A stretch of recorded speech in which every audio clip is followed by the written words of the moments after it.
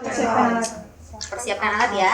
Alat yang akan dipakai pada pemeriksaan ini adalah meja pemeriksaan, stetoskop jika perlu karena kita mau periksa TNRS. Kemudian jika memang seperti tadi dicontohkan pemeriksaan DRE, Digital Rectal Examination, maka kita butuh handspoon dan juga si jelly. Tapi jika di modulnya tidak disebutkan DRE ya, tidak ada ya? Nggak apa-apa kalau kita tidak melakukan, nanti ada skillnya sendiri. Kemudian setelah persiapan alat, inform konsen dan perkenalkan. Selamat siang Pak Joni, tadi setelah saya lakukan tanya jawab, saya ada kecenderungan ke arah kelainan di daerah selangkangan Bapak mungkin. Oleh karena itu saya harus periksa. Mohon maaf kalau tidak nyaman, nanti akan saya pegang, mungkin akan terasa sedikit sakit, Bapak mungkin harus mengejan dan berdiri, tapi saya akan berusaha sebaik mungkin. Apakah Bapak bersedia? Oh lupa bilang, nanti mungkin celananya harus dibuka, akan dilihat bagian perut bawahnya.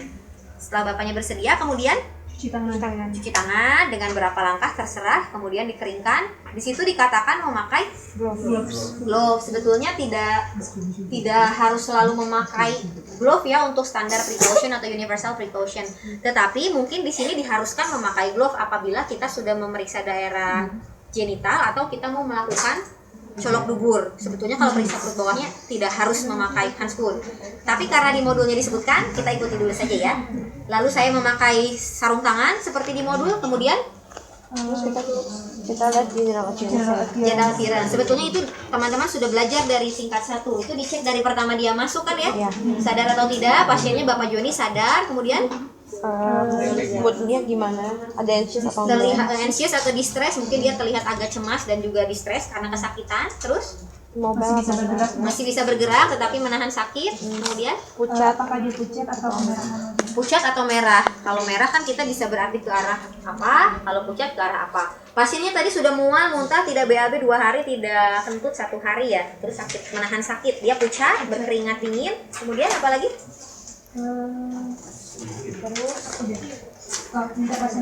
Sudah, selanjutnya sudah diperiksa general appearance-nya. Bapak silahkan, saya mau periksa dulu Bapak dalam keadaan berdiri. Persilahkan pasien untuk berdiri di hadapan dokter. Bapak tolong bajunya diangkat sedikit, lalu celananya diturunkan. Saya akan periksa bagian perut bawah Bapak, bagian benjolannya. Pasien berdiri di hadapan kita, kemudian dokter ya terserah dokter mau dalam keadaan duduk atau berdiri sebagaimana nyamannya. Kalau berlawanan jenis mungkin boleh minta pendamping. Pertama yang dilakukan adalah inspeksi. Pertama adalah inspeksi dulu, ada benjolan atau tidak. Kalau ada, Deskripsikan. kalau ada langsung kita lanjut pemeriksaan. Kalau tidak ada, Lakukan falsafah manuver. nah misalnya pasien ini tidak ada nih, dia keluhannya ada benjolan, tapi dicek kok tidak ada. Kita coba dia untuk falsafah manuver. Bapak, saya tidak melihat adanya benjolan di daerah bawah Bapak.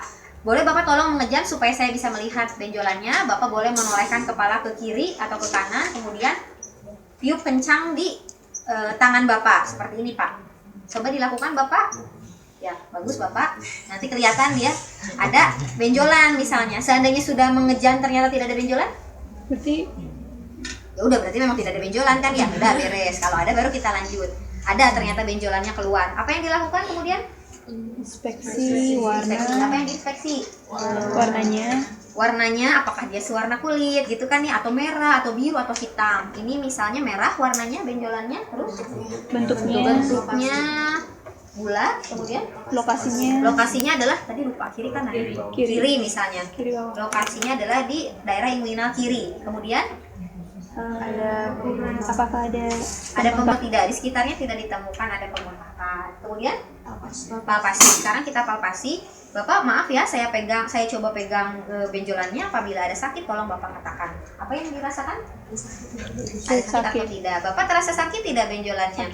Sakit katanya. Kemudian isinya tadi sudah dijelaskan ya, apakah dia massa kistik ataukah keras gitu ataukah lunak.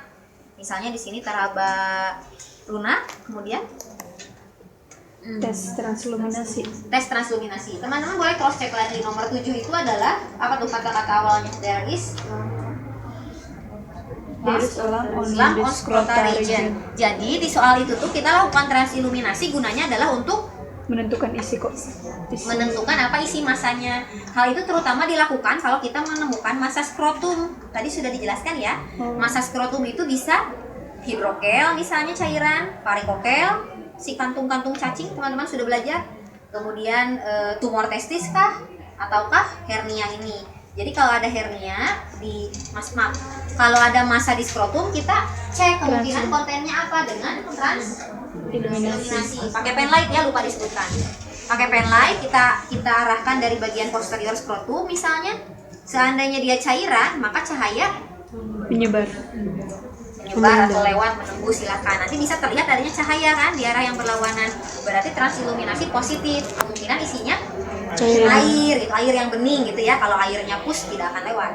Nah, tapi kalau tidak negatif bisa macam-macam tadi. Bisa dia massa, bisa dia pus, bisa dia varikokel dan lain-lain. Terbayang nggak maksud saya? Maksud saya si transilluminasi itu dilakukan kalau misalnya untuk diagnosis banding massa di skrotum sebetulnya. Karena kalau untuk hernia hampir kemungkinan besar isinya adalah usus, tidak usah kita transilluminasi. Tapi tidak masalah karena di modulnya disebutkan transilluminasi, lakukan saja ya. Dilakukan transilluminasi apakah terdapat pendarahan cahaya atau tidak. Misalnya diberikan pencahayaan di bawah massa dengan menggunakan pen light. Sudah, setelah transilluminasi reduce secara manual dengan menggunakan ya, kita coba memasukkan si benjolan tersebut dengan menggunakan tangan kita. Bapak, nanti saya coba masukkan benjolannya dengan tangan saya. Apabila Bapak merasa sakit, tolong katakan, nanti tidak akan saya teruskan. Tadi diajarkan bagaimana cara memasukkannya?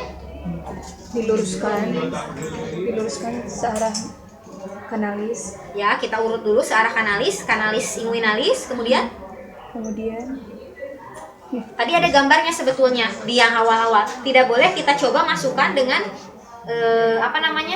menusuk dengan jari kita, karena itu akan terasa nyeri atau ada kemungkinan dia nantinya jadi pecah dan lain-lain. Jadi kita urutkan saja, kita coba sejajarkan, kemudian dimasukkan, diarahkan.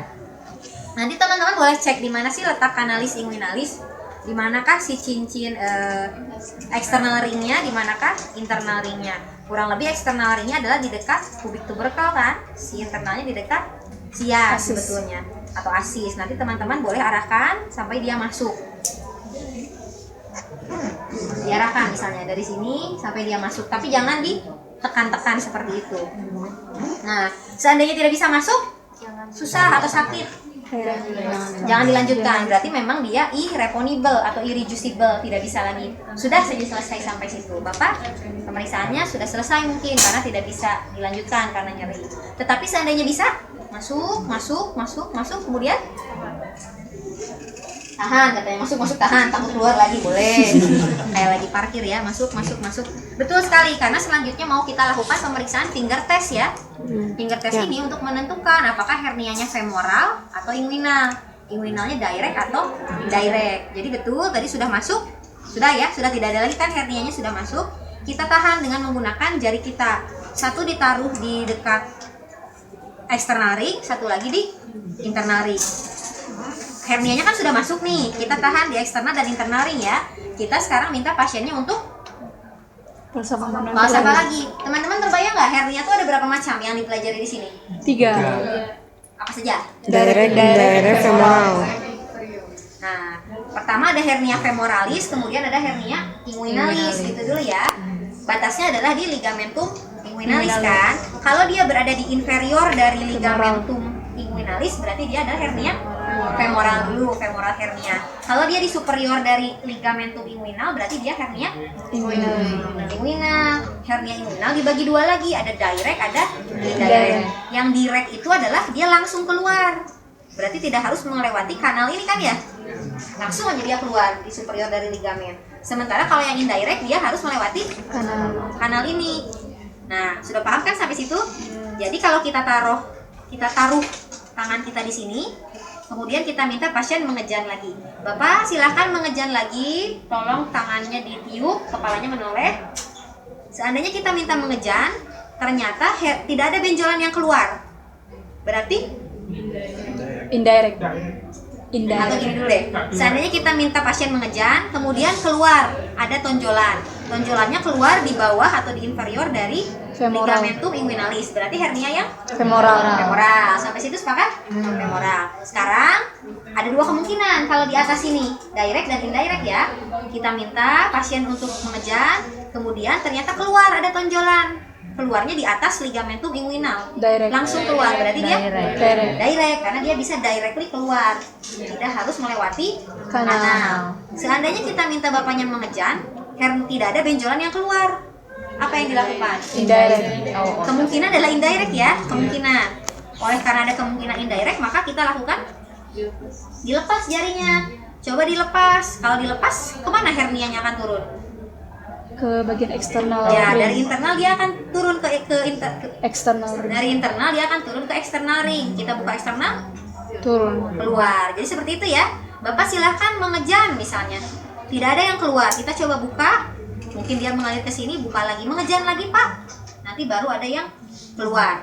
Setelah tahanan dari jari kita dibuka, si hernia bisa melewati kanalis inguinalis. Oleh karena itu hernianya adalah hernia yang Indirect. indirect. Sampai situ paham tidak?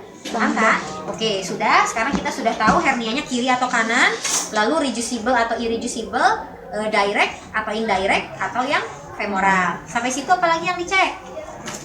Pasien disuruh dalam posisi supinasi. Beres ya, sekarang Periksa supine. vital sign. Bapak, pemeriksaan berdiri sudah selesai. Silahkan Bapak berbaring di meja pemeriksaan, lalu diperiksa vital sign, tensi, nadi, Nadi, respirasi, respi. suhu, kemudian Kardiopulmonari. kardiopulmonarinya diperiksa, Abdomen. kemudian Abdomen. abdomennya diperiksa. Sudah kan kemarin ya? Tidak saya ulang ya, sudah pemeriksaan kardio, pulmo, abdomen, kemudian Groin. Berdiri lagi. Bapak, sekarang saya lakukan pemeriksaan inguinal yang sama seperti saat tadi berdiri ya Pak ya. Kemudian ulangi lagi semuanya tapi sambil baring. Apalagi terus setelah itu? Sudah.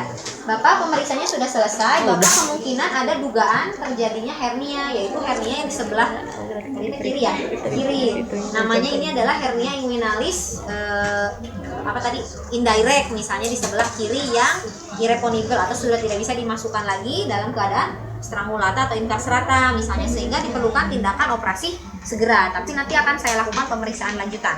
Apakah Bapak bersedia? Kalau sudah, terima kasih. Ada yang mau ditanyakan tidak? Kenapa diulang pemeriksaannya? Kenapa diulang pemeriksaannya? Ada yang tahu kenapa harus diulang pemeriksaannya?